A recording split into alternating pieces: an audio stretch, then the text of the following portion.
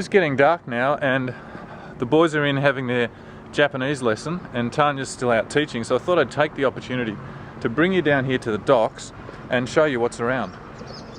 So this is where we come, and the boys let off their fireworks here, which is not really that funny, but what is funny that I'm just realising is quite amusing for the locals is that there's a whole lot of Japanese fishermen down here watching me walking along holding a camera in front of myself, pointing at myself and talking into it, which is kind of an unusual thing, I guess, for them. Konnichiwa, konbanwa.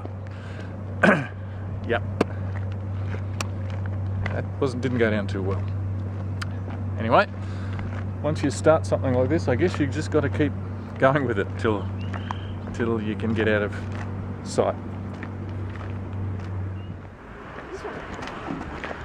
Okay, this is where they get their bottles to put the skyrockets into fire.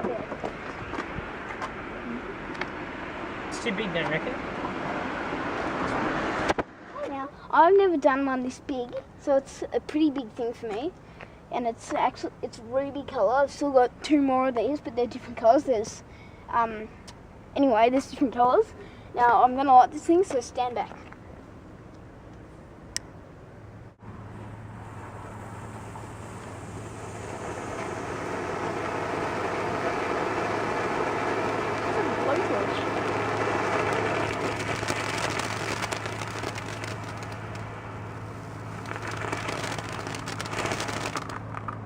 So this one here is like a little insect that flies up in the air when you light it.